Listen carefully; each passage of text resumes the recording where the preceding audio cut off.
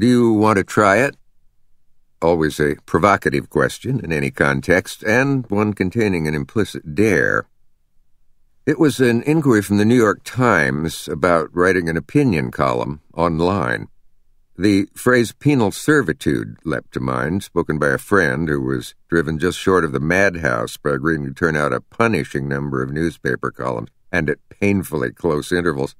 Increasing insomnia and alcohol intake forced him to quit and take up gardening. Given pause by his experience, I asked, how often? 2 a week. Well, this sounded deceptively easy, having endured and survived the writing of 5 days a week monologue material for Jack Parr, Johnny Carson, and Merv Griffin for years. Not wishing to appear gutless to myself, I decided to accept the challenge, and it was only for the month of February. Most anybody, I should think, has at least 8 interesting subjects inside him. Hadn't a famous writer, I think it may have been Graham Greene, who said, anyone who has reached the age of 25 has material in him for at least 4 novels. Well, I used to quote that when my book Cavett was published, and I was asked by interviewers if age 37 wasn't a little early for an autobiography. The first 2 columns came easily, the 4th a little harder.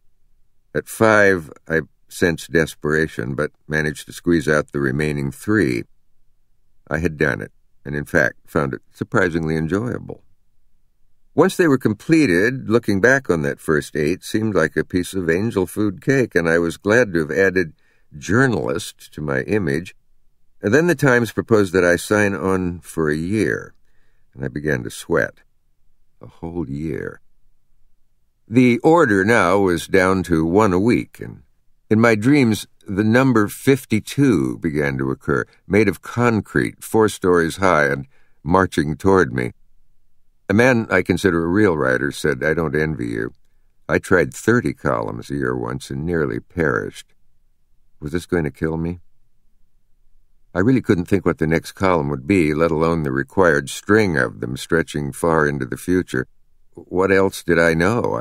I felt written out. Somehow, after 3 years, I'm still at it. Looking at that fact, like Shakespeare's Hermia, I am amazed and know not what to say. Early on, I learned one thing. Writing lines to be spoken by famous comedians and writing for John and Jane Q. Public requires different sets of muscles. Writing for Groucho Marx, Johnny Carson, or Jack Benny, or any comic with a strong familiar voice requires being able to turn them on in your head so that what comes out is in their words and nobody else's. A misplaced or omitted certainly or at any rate or you know will make the line wrong for them. You could have fooled me is less Groucho than, well, you certainly could have fooled me. When Groucho guest hosted The Tonight Show way back, the first laugh I got for him was an aside I wrote. But enough of this bridled hilarity. In Groucho's voice, it got a laugh well out of proportion to its merits. I found it relatively easy to write for others. It's not always easy to identify your own voice. That comes with time. Before I ever sat down and tried to host a talk show, I had a call from Jack Parr. He had given me my first job as a comedy writer when I was still in my early 20s. Jack was a hero of mine, more of an obsession, really, and I rarely missed The Tonight Show when Jack was its host. When I got the job writing for Jack, I thought that if there is a heaven, it will be an anticlimax to this. The fact that I was handsomely paid, think of it, $360 a week, and every week, barely occurred to me. I was there, on the inside of The Tonight Show.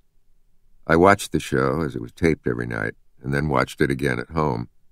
I think Jack sensed my obsession. He called me aside one night after the show and said, "Kid, you shouldn't hang around here through the show. It'll ruin your life. Go home." After that, I watched the show from a part of the studio where Jack couldn't see me. Years passed, and the chance for me to host a talk show came along. This had never, ever been my ambition. My highest goal in this regard was to come maybe someday into a studio and be a guest on a talk show. Hosting was not even a dream. That was for the giants of my time, Steve Allen, Jack, Johnny. When the non-dream came true, and I was about to do my own show, a call came from Jack. It bore the single best piece of advice I or anyone doing a show could get. Kid, I've only got one piece of advice of what you might call counseling for you. Don't do interviews. What could Jack mean? To do the whole show myself? Show movies, read to the viewers? That exciting, nervous, famous voice continued. I mean, don't just do interviews, pal. You know, interview. Smacks of Q&A and David Frost and his clipboard and what's your favorite color and crap like most embarrassing moments. Don't do any of that. Make it a conversation.